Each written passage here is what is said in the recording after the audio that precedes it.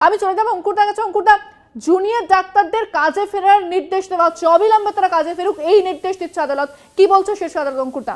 একদম শুরুতেই এই যখন আজকে শুনানি শুরু হয় সেই শুনানির সময় সিবিআই স্ট্যাটাস রিপোর্ট জমা দেওয়ার পরেই যে বিষয়টি আজকে জানানো হয়েছিল রাজ্যের পক্ষের আইনজীবী কপিল সিবালের পক্ষ থেকে, যে যেহেতু এই ঘটনার পর থেকে আরজিকর হাসপাতালের জুনিয়র চিকিৎসকরা কর্মবিরতিতে চলে গেছেন, তারপর থেকে 23 জনের মৃত্যু হয়।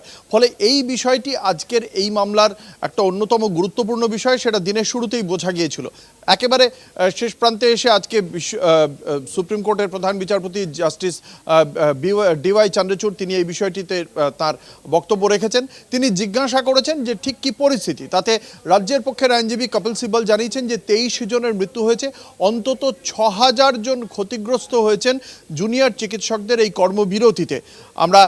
এবং তার প্রেক্ষিতেই সিজিআই জানতে চান যে ঠিক কী পরিস্থিতি, এবং সেখানে তিনি জানিয়েছেন যে একজন আইনজীবী জানিয়েছেন যে 200 জন সিনিয়র ডাক্তার তারা চিকিৎসায় রয়েছেন, কিন্তু সেক্ষেত্রে তাদের দিয়েই যে সমস্তটা হচ্ছে এমনটা নয়, এবং জুনিয়র চিকিৎসকরা কর্মবিরতিতেই রয়েছেন।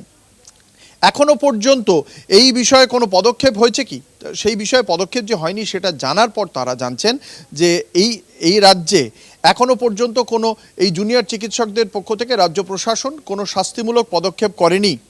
সেক্ষেত্রে সিজিআই এর বক্তব্য যে যদি তারা তাদের কাজ ফের নতুন করে শুরু না করেন, জুনিয়র চিকিৎসকরা যদি কাজ শুরু না করেন, তাহলে রাজ্য সরকার যদি তাদের বিরুদ্ধে কোনো পদক্ষেপ করে, তাহলে সুপ্রিম কোর্ট সেক্ষেত্রে পদক্ষেপ করবে না। রাজ্য সরকার যদি তাদের বিরুদ্ধে কোনো পদক্ষেপ করে, সুপ্রিম কোর্ট তাতে বাধা দেবে না। অর্থাৎ রাজ্য সরকার এবার কিন্তু তাদের হাতে শীর্ষ আদালতের কাছ থেকে একটা মান্যতা পেয়ে গেল। এই জুনিয়র চিকিৎসকরা তারা যে অনির্দিষ্টকালের জন্য কর্মবিরতিতে যাওয়ার কথা বলেছিলেন এবং চালিয়ে যাচ্ছেন, তার ফলে তারা এখনো পর্যন্ত, রাজ্যের মুখ্যমন্ত্রী গত কয়েকদিন আগেও বলেছেন যে আমরা এখনো পর্যন্ত কোনো পদক্ষেপ করছি না। তার বক্তব্য নিয়ে প্রশ্ন উঠেছিল যে তিনি হুঁশিয়ারি দিচ্ছেন, হুমকি দিচ্ছেন। আজকে কিন্তু তার বক্তব্যই কার্যত মান্যতা পেল শীর্ষ আদালতের কাছে। শীর্ষ আদালত বলে দিলেন সাধারণ মানুষ যেভাবে ক্ষতিগ্রস্ত হচ্ছেন এই কর্মবিরতির ফলে, তাতে রাজ্য সরকার যদি আগামী দিনে এই চিকিৎসকদের কাজে ফেরানোর ক্ষেত্রে কোনো শাস্তিমূলক পদক্ষেপ করে, তাহলে শীর্ষ আদালত তাতে বাধা দেবে না।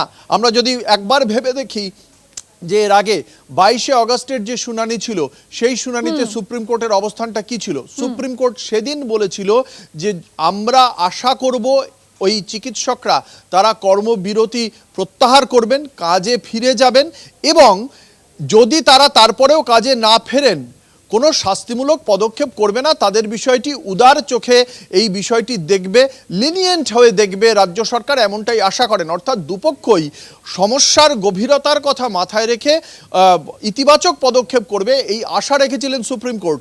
কিন্তু ঘটনার 1 মাসের মাথায় ততটা উদার মনোভাব কিন্তু সুপ্রিম কোর্টও পোষণ করছে না। তার একটাই কারণ, প্রান্তিক মানুষ আজকে ক্ষতিগ্রস্ত, 23 জনের মৃত্যু হয়েছে এবং 6000 মানুষ ক্ষতিগ্রস্ত। প্রান্তিক মানুষ সরকারি চিকিৎসা পরিষেবা পাচ্ছেন না, এবং তাদের অনেক কয়েক গুণ টাকা বেশি দিয়ে প্রাইভেট হসপিটালে বা নার্সিংহোমে যেতে হচ্ছে, যেটা কিন্তু সাধারণ মানুষকে আরও বিপাকে ফেলা।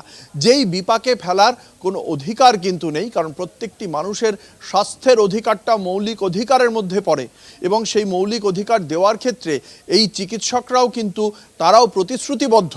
ফলে তারা যখন প্রতিশ্রুতি ভঙ্গ করছেন, তাদের বিরুদ্ধে পদক্ষেপ করার অধিকার রয়েছে সরকারের, কারণ সরকারও সাধারণ মানুষের কাছে প্রতিশ্রুতিবদ্ধ যে সরকার তাদেরকে স্বাস্থ্য পরিষেবা দেবে, এবং সেখানে